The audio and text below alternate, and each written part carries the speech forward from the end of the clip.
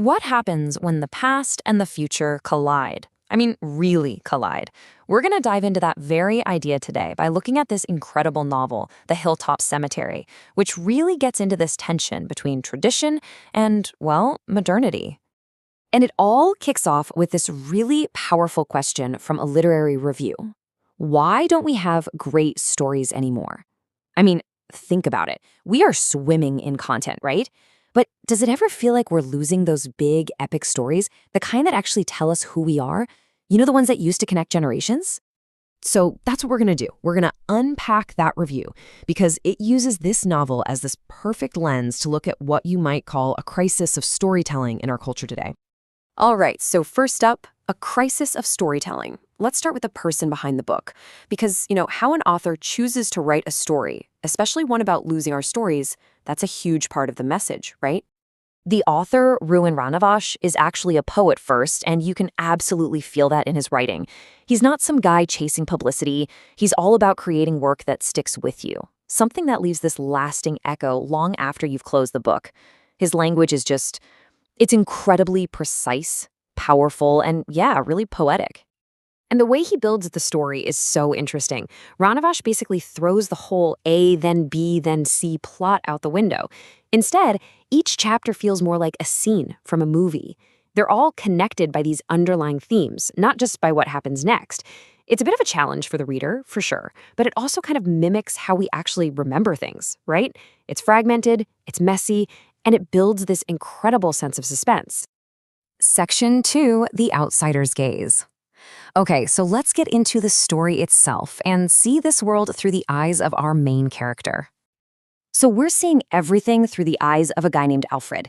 He's an English tourist who stumbles upon this super remote, almost forgotten village called Korumku. And his viewpoint as this complete and total outsider is literally the lens for the whole story. And there's this line from the book that it perfectly nails the vibe Alfred finds there. In this place, it is not so much that people suffer, but that life itself suffers. Wow. It's not about one person's pain. It's like this deeper existential ache that's just baked into the very air of the village. Life itself is hurting there. And Alfred gets completely hooked on this one local ritual, and it's really haunting.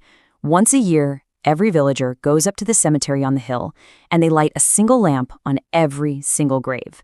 The whole place just blazes in the dark. It's this incredibly powerful image, and it pulls him, and honestly, it pulls us, right into the village's core mystery. Section 3, Three Worlds in Collision. And this ritual, it ends up being the exact spot where the novel's main conflict plays out. It's a collision of three totally different worlds. So the review kind of breaks it down like this. You've got three forces all fighting for space. First, there's modernity, and it's symbolized by Alfred and his big, powerful, almost sterile flashlight. Then you have what's called decaying tradition, which is embodied by this wise old man, Pyre Esmaili, who's the keeper of this fading local knowledge. And finally, there's combative tradition, this rigid, imported ideology that's represented by the local mosque preacher. So these three ways of seeing the world are in this silent, powerful struggle for the soul of the village. And there's this incredible metaphor in the book that just perfectly captures what's happening to the old traditions. There's an ancient tree in the village, and its trunk is just packed with nails. For centuries, people have hammered nails in as prayers or beliefs. But now, the tree is so full of iron that it literally can't grow anymore. I mean, what a perfect image for traditions that have become so rigid they can't adapt or thrive. Section 4, A Graveyard Becomes a School. Okay, so this conflict builds and builds, and it leads to a climax that is both shocking and honestly really ambiguous. So Alfred comes back to the village one last time. He goes up the hill to the place that's the heart of their identity, and the cemetery is gone. Just vanished. And in its place stands a school, with girls and boys inside studying. Now, at first glance, you think, okay, that's progress, right? A clear win for modernity. But it is not that simple at all. Because, see, Alfred looks over at that old nail-filled tree, and he sees that the heads of all the nails have been cut off, shaved clean with the bark. The surface looks smooth, it looks changed, but the body of every single nail, The roots of those beliefs, they are still buried deep inside the wood. The past isn't actually gone. It's just hidden from view.